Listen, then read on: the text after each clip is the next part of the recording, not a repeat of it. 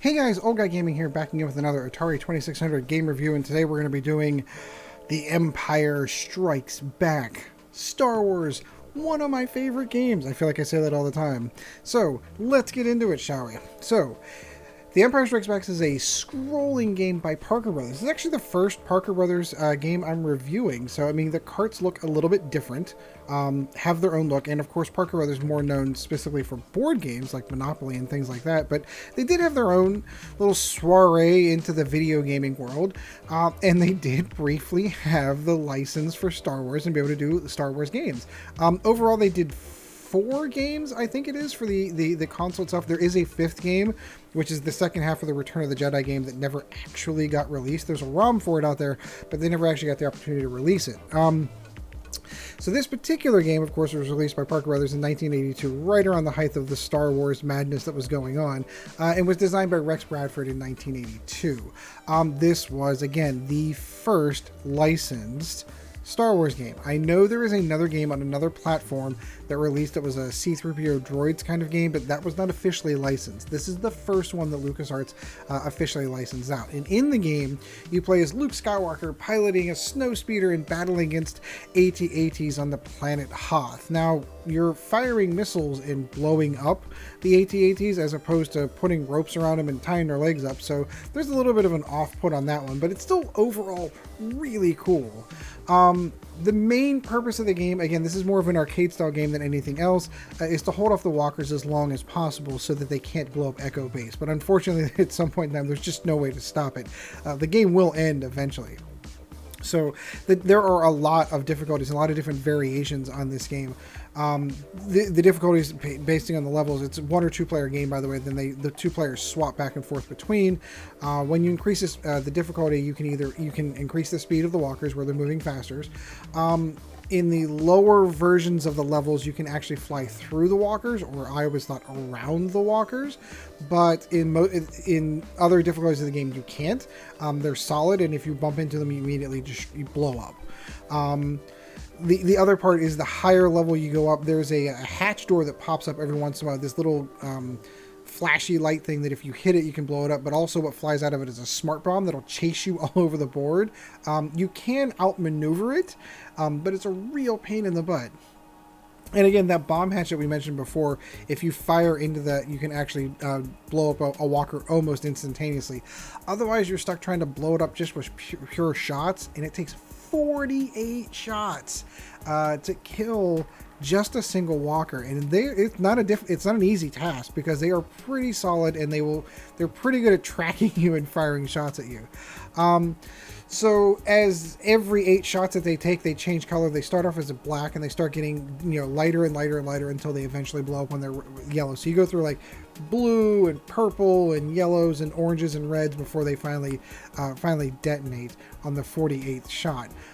It is important to note, every 2 minutes, you will get emboldened with the Force, and you get the iconic Star Wars theme song that will play. Your little ship will flash, and you're going to be invincible for 30 seconds. So make hay whenever you have those and try to take down as many walkers as possible.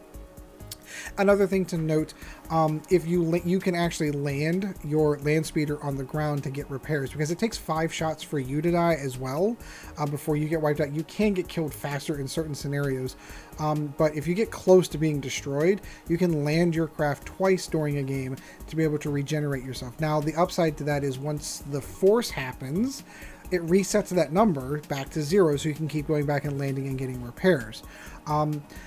You get scores, you get points for blowing up the walkers. The whole idea, of course, is there can only be 5 walkers on the board at any one time.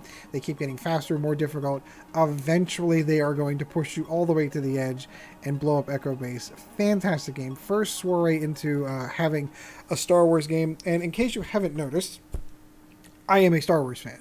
I've got oodles of Star Wars stuff back here. I'm a huge Star Wars fan, have been since I was a kid. This was a must-play, in my opinion, for the 2600 if you're a Star Wars fan. It's got the cool sounds, it's got the cool music, it's got all the fun stuff. So let's move on to some actual gameplay of the game, shall we? So I'm going to edit this in post again. I must be on a thing this week with recording videos. I forgot to go back to the records.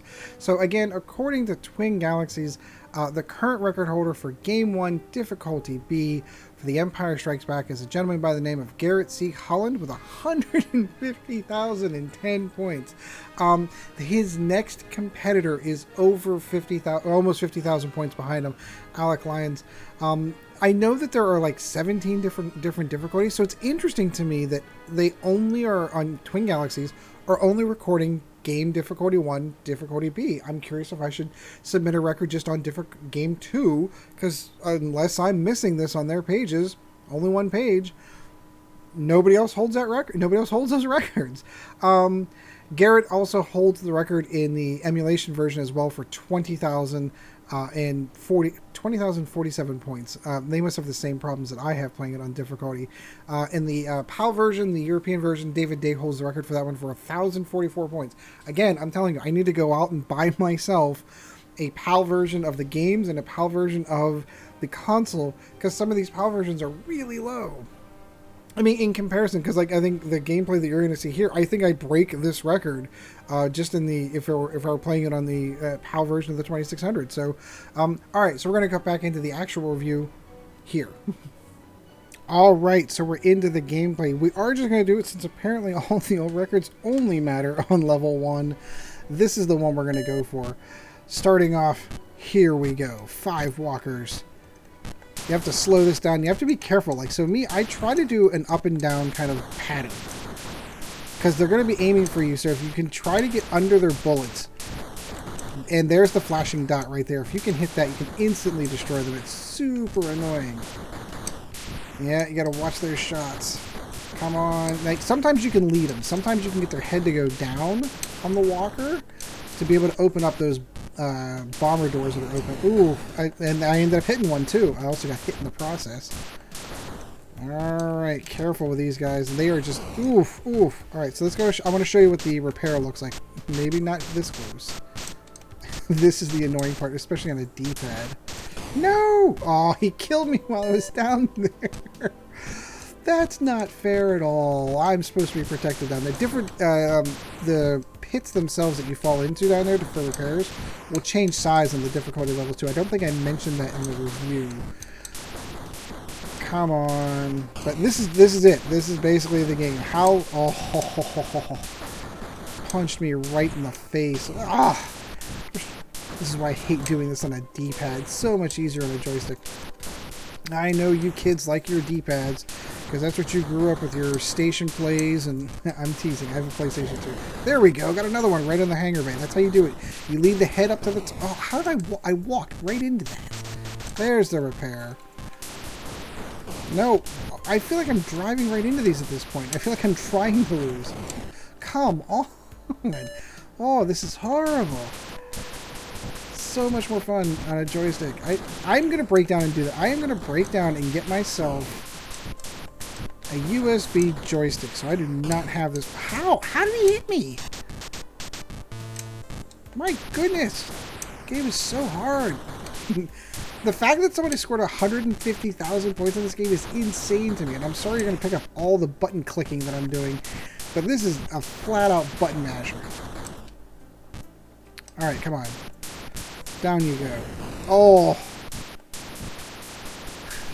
Punch me right in the face. Now's not a good time to get repairs. Let's see if we can get a little bit more damage in. They are getting close to Echo Base, and we do not want that. I think I might let that happen just so you can see what happens when they get there. I don't think it's gonna matter, because I'm just gonna get blown off the face of the earth. Oh my goodness! There we go.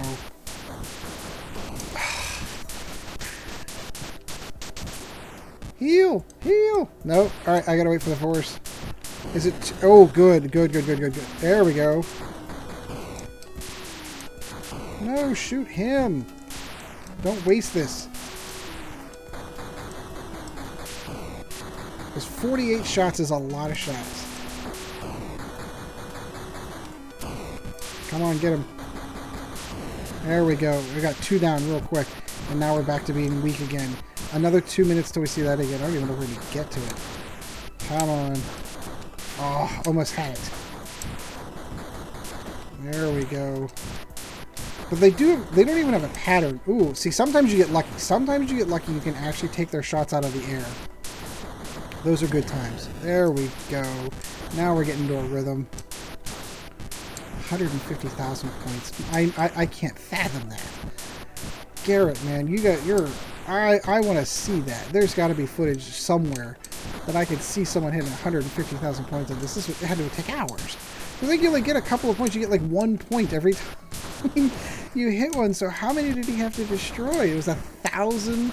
He killed 1,000 walkers. That's impressive. There we go. Killed 1,500 walkers. That is insane. Okay, so the force happens. That means I've got a refill on my repairs now. There we go. Now we got our pattern going. Aim. Oh, and I walk into it. That's lovely. Alright, we're not doing so bad. We've got him kind of staved off. I think I'm going to go ahead and take the opportunity to heal. No! Down, down. There we go. And we hit the hangar bay door too. I should probably do this on a higher difficulty so you get to see the smart bombs, because that is super annoying. Oh, I tried. So the trick is, like, so if it's up high, you want to try to get them to leave their head down low so they can expose that little hangar bay door open, or the bomb bay door that they're opening. No, don't fly into it. Don't be silly. There we go. Oh, and we've got the force. So you slow down and just sit there and beat on them. And just sit there and mash the button and take them out. Come on, die. There we go. So that's 2 with a straight price of 1 right there. And then, of course, you have the cool music. No, leave me alone. So it's interesting to me, like, you can only have 5 walkers on at a time. And it takes a little bit for them to regenerate out. There's the 5th one. You can kind of see it down. Oh, I'm sitting there looking at the map. Yeah, I was going to say, so it regenerated my... Oh, I feel like my joystick wants to go right into it. Ooh, got another one right through the window. There's got to be a pattern to this. There has to be a pattern that he's just following that through for 100... Oh my goodness. You see, like I said, and again, I'm blaming wonky control. Good carpenter never blames his tools. Even on the wonky D-pad that I've got on this. Oh, I'm still doing pretty well. Oh, now I'm just trying to catch his bullets at this point. Like, here, allow me to... Here, let me stop those with my face. There we go. Oh! Punch me. Oh. Alright, now this is just getting silly.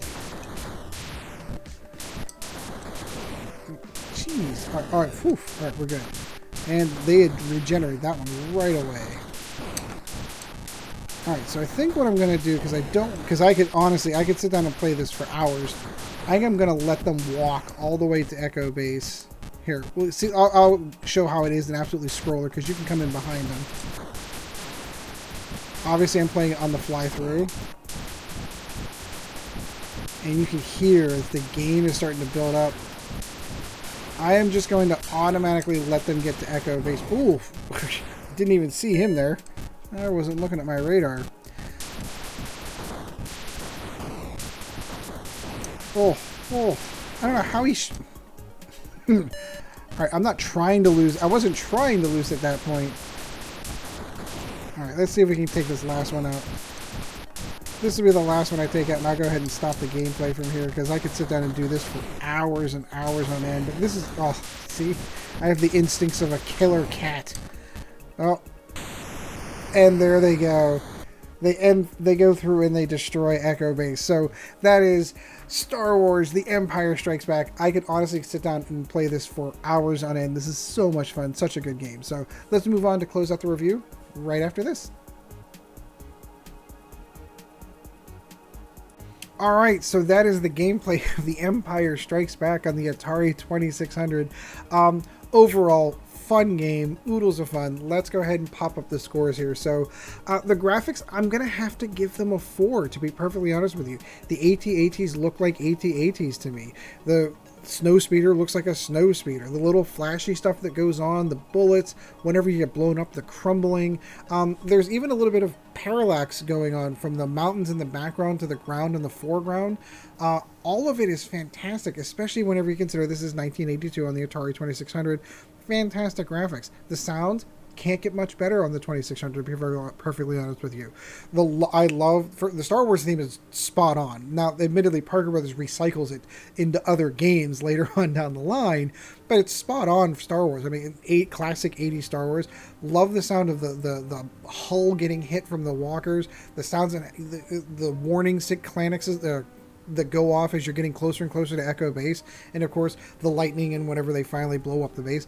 Fantastic sound. Gameplay's a lot of fun. Very Defender, like this game does kind of remind me a lot about Defender, because you do have the map on the bottom to kind of give you an idea of where all of the walkers are and where you are in relation to the walkers. It does allow you to scroll all the way around and come back around. The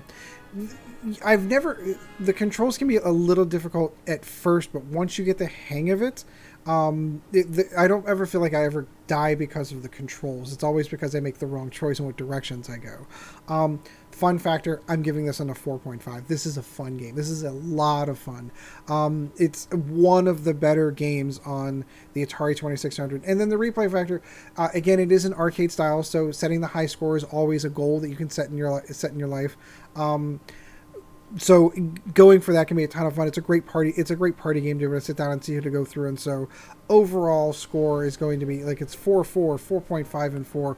Overall, we're going to end up giving this one a 4.1, top tier game on the Atari 2600. So I do hope you enjoyed the video.